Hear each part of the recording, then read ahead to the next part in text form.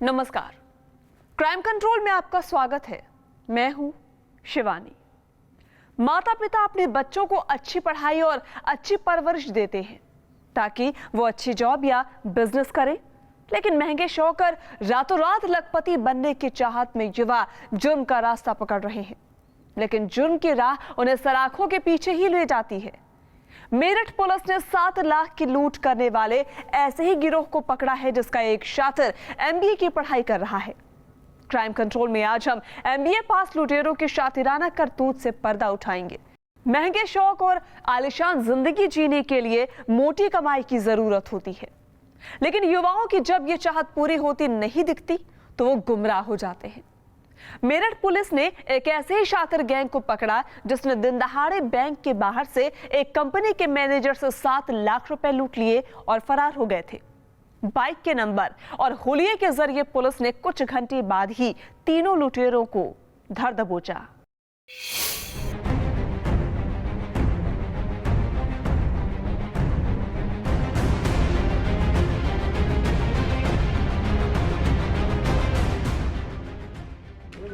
अच्छी तालीम और अच्छे घर से ताल्लुकात, लेकिन काम जुर्म का। पुलिस गिरफ्त में खड़े इन युवकों को लूट के आरोप में पकड़ा गया है। शातिरों ने दिन दहाड़े बैंक के बाहर से 7 लाख रुपए लूट लिए और फरार हो गए, लेकिन पीड़ित मैनेजर ने आरोपियों की बाइक का नंबर और रंग देख लिया था, लिहाजा पुलिस सक्रिय हुई। तुरंत लूट की वारदात और बाइक का नंबर वायरलेस से फ्लैश किया गया, तो कुछ ही घंटे बाद देर रात तीनों शातिरों को पुलिस ने बाइक के साथ पकड़ लिया। गिरफ्त में आए आरोपियों में से एक एमबीए की पढ़ाई कर रहा है। आफ्टरनून में एक्सिस बैंक से संसरपाल नाम का एक व्यक्ति पैसा निकाल के जा रहा था। जैसे ही वो अपनी गाड़ी के पास पहुंचा, एक काले रंग की पल्सर मोटरसाइकिल पे 3 बंदे आए और उसके हाथ में जो थैला था वो छीन के भाग गए। थैले में 7 लाख रुपए थे जो बैंक से निकाल के आ रहा था। वो थैले में 7 लाख रुपयों के अलावा कुछ पेपर्स भी थे और उस बैंक की चेकबुक भी थी। इस सूचना पे गनीमत ये थी कि व्यक्ति ने भागते समय जो वादी था उसने गाड़ी का रजिस्ट्रेशन नंबर भी देख लिया था, उसका मेक और कलर भी उसको पता था।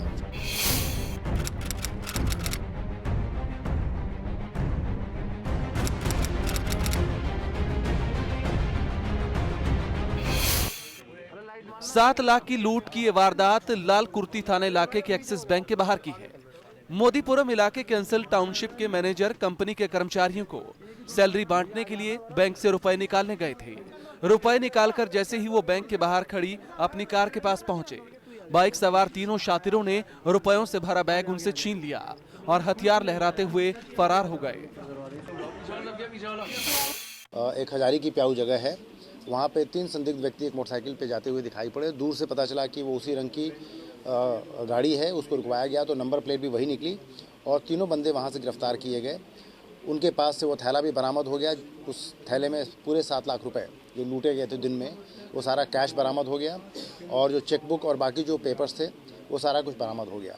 जो मोटरसाइकिल वहाँ मौके से पकड़ी गई उसके बारे में छानबीन की जा रही है, वो लूट की है या चोरी की है। लूट में शामिल तीनों आरोपियों के नाम अफजाल, अमित और गौरव हैं। अमित प्राइवेट जॉब करता है जबकि गौरव एमबीए की पढ़ाई कर रहा है।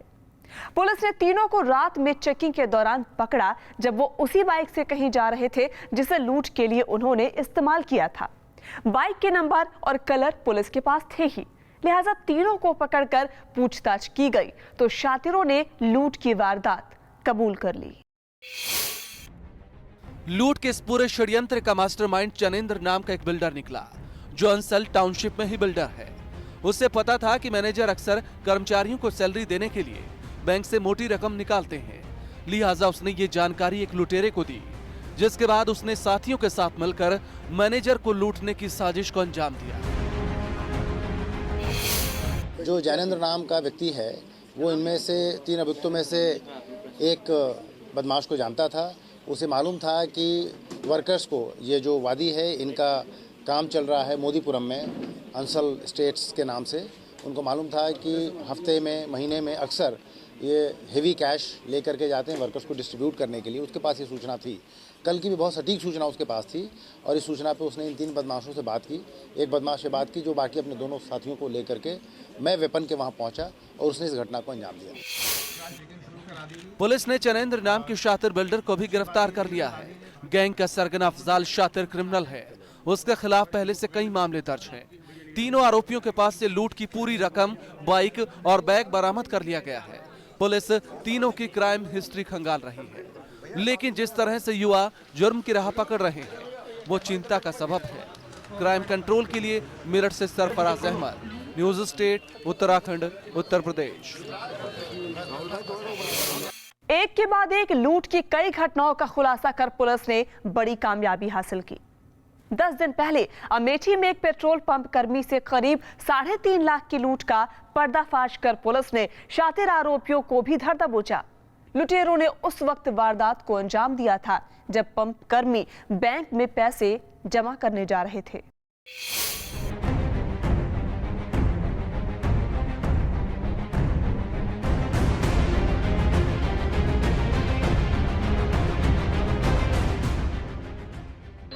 पुलिस गिरफ्त में खड़े ये सभी युवक शातिर लुटेरे हैं जो लूट की कई बड़ी घटनाओं को अंजाम दे चुके हैं। पुलिस लंबे वक्त से इन लुटेरों की तलाश में थी, लेकिन इस बार पुलिस के हत्थे ये चढ़े तो इनकी सारी हेकड़ी निकल गई। पुलिस पूछताछ में लुटेरों ने सारी करतूत का सच बयां कर दिया। इन पर लूट, चोरी और चेन स्नैचिंग के लगभग दर्जनों मामले दर्ज हैं।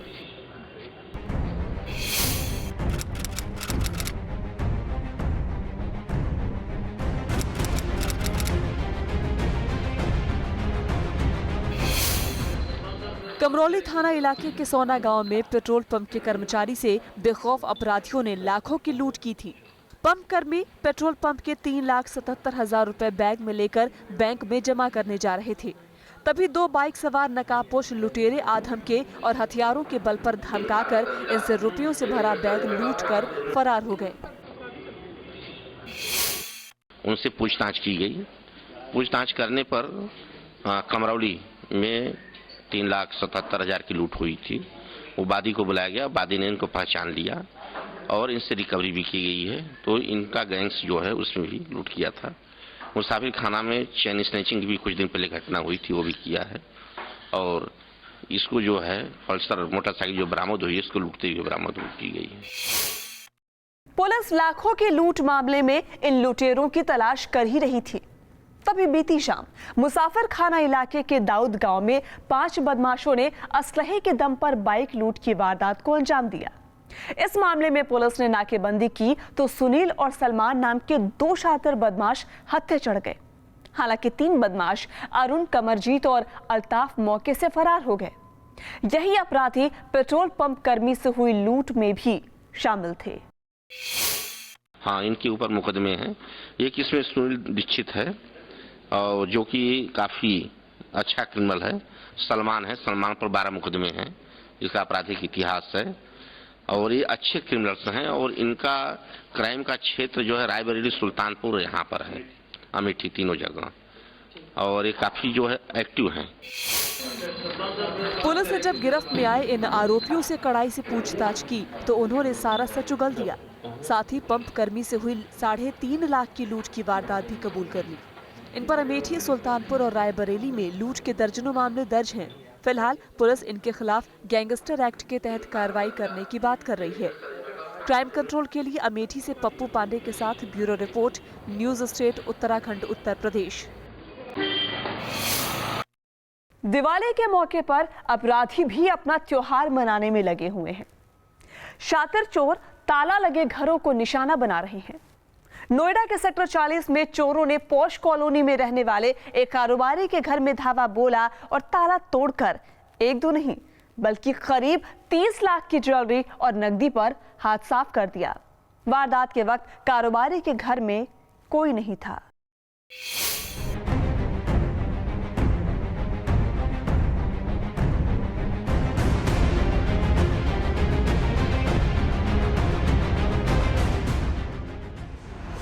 ताले कितने भी मजबूत क्यों ना हो, घर को कैसे भी लॉक क्यों न कर दो, शातिर चोरों को घर में घुसने में देर नहीं लगती। चंद मिनटों में वो आपके गुजराती तालों को तोड़कर ज्वेलरी और कैश साफ कर रफू चक्कर हो जाएंगे और किसी को भनक तक नहीं लगेगी। तस्वीरों में दिख रहे इस आलीशान घर में भी चोरों ने ऐसी ही शातिराना साजिश रची है।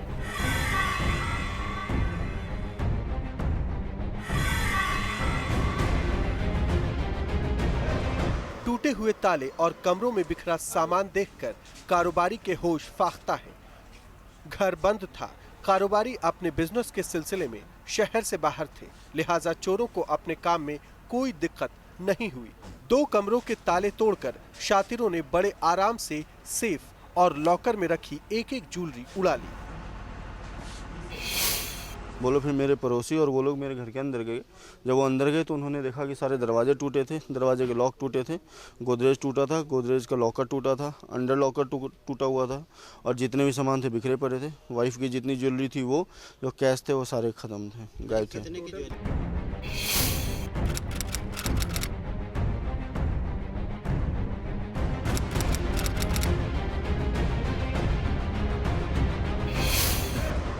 सेक्टर 40 में रहने वाले कारोबारी सुजीत एजुकेशन के क्षेत्र से जुड़े हुए हैं और मेडिकल कॉलेज के सिलसिले में मथुरा गए थे। परिवार भी रिश्तेदारों के घर गाजियाबाद में था।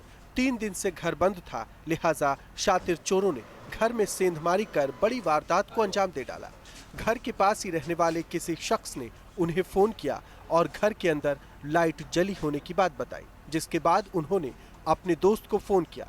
पुलिस के साथ लोग मौके पर पहुंचे तो घर के अंदर का हाल देखकर सकते में आ गए। आज जब शाम को हम लौट कर आए तो अचानक से वारदात का पता चला जब ये खाना खा रहे थे। फिर इनका फ़ोन आया और फिर हम आकर के आप लोगों को फ़ोन किया और बुलाया और थाने में इत्तिला की।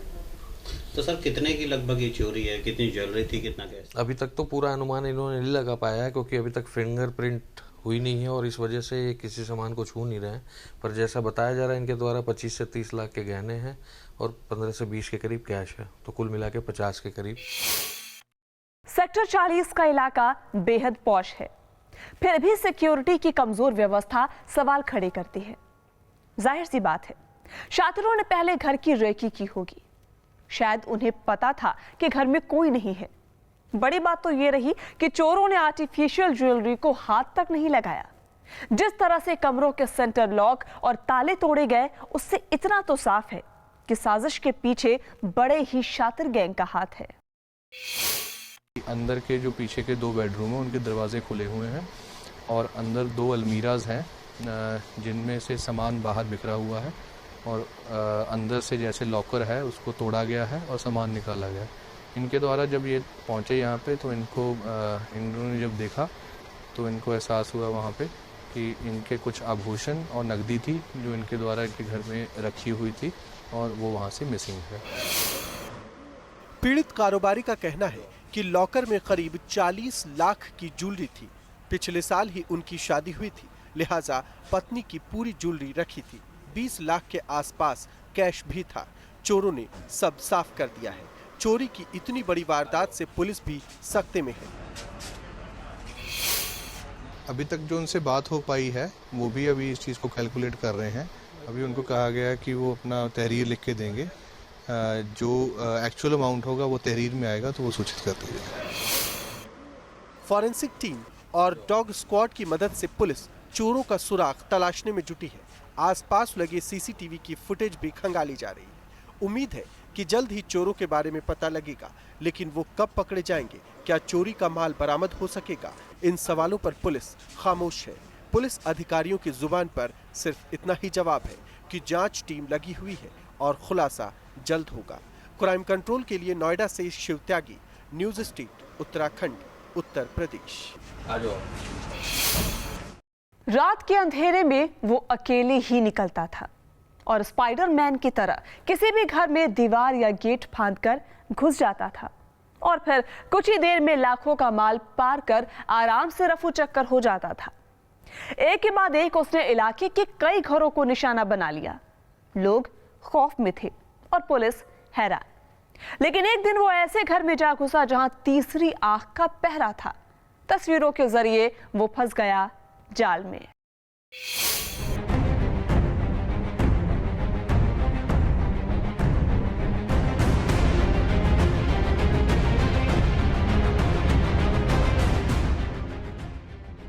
सीसीटीवी की इन तस्वीरों को गौर से देखिए।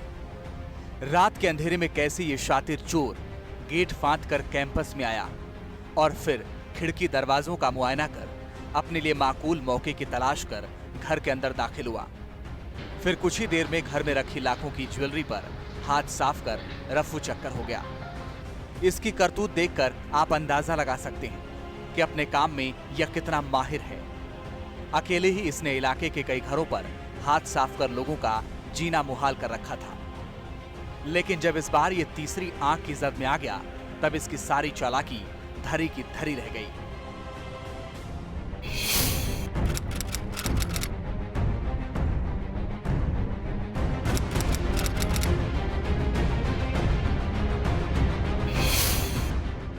सिविल लाइन इलाके में चोरी की वारदात के बाद हड़कंप मचा हुआ था। 4 दिन पहले इमरान के घर में घुसकर बेखौफ चोर ने सोने के जेवरों पर हाथ साफ कर दिया था। पुलिस गहनता से इस आरोपी की तलाश कर रही थी।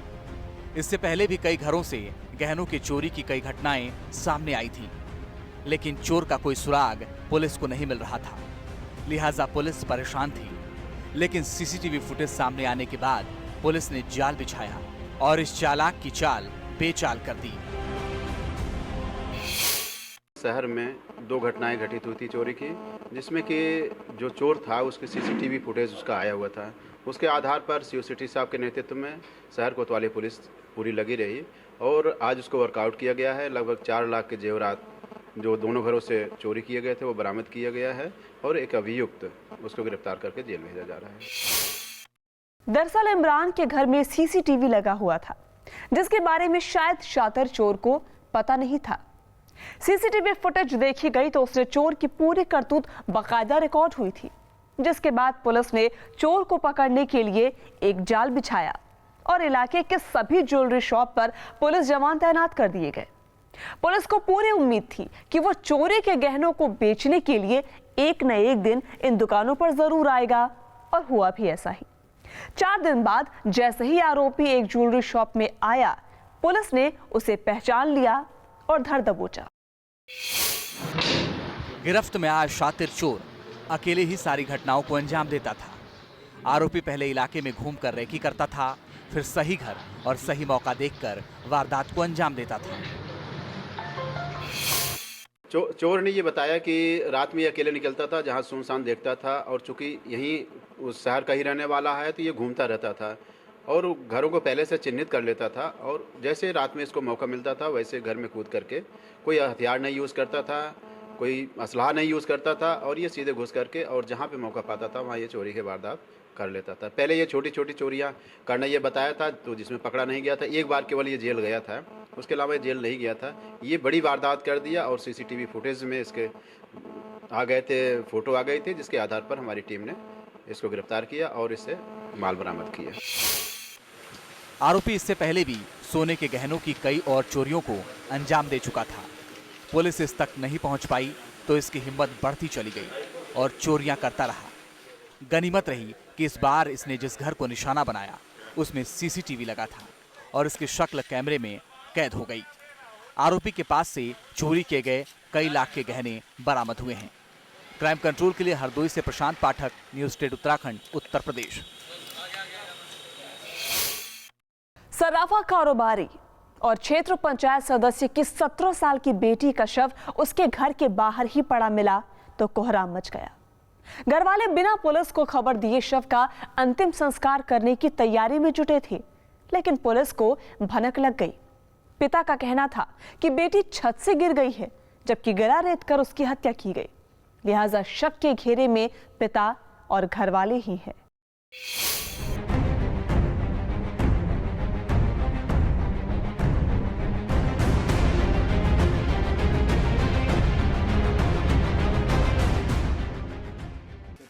खून से लथपथ एक लड़की की लाश और मौके पर मौजूद लोगों का हुजूम। तस्वीरें उस खूनी वारदात की तस्दीक कर रही हैं जिसने सनसनी फैला दी है। कहते हैं किसी भी लड़की के लिए उसका घर सबसे सुरक्षित जगह होती है। उसके घर के अंदर ही उसके कत्ल की खौफनाक साजिश रची गई। जिस घर में वो जन्मी, जहां पर जिंदगी के 17 साल गुजारे, उसी घर में उसके कत्ल की इबारत लिखी गई। घर के अंदर जगह जगह खून के धब्बे और खून से सना चाकू बरामद हुआ है। पिता गोलमोल जवाब दे रहे हैं, लिहाजा घर वाले ही सवालों के घेरे में हैं। गाँव वाले सब लगे रहे, तब होश आया, तब हम अपने जब हमें तो कहीं छते पर तो गिरी बा, जब हमारी बेटिया हमारे रास्ता में बैठा रहे, पापा बताई रोकबत ना, हम घबराबत ना, हम कहते भाई खाए बेटवा में तो बताओ, तो बतावे लगा पापा दीदी की यहाँ कटाई चाकू लगा बा, हम मर जाब, लेकिन हमारे बेटिया जांच चाहे निष्पक्ष ना जांच हुए। पढ़ रही थी लड़की आपकी? इंटर में पढ़त रही साहब, हमारी लड़की, हम संस्कारी हम आदमी है, हमारे परिवार में ऐसा कोनो गलत मोबाइलों नहीं ले रहते रही।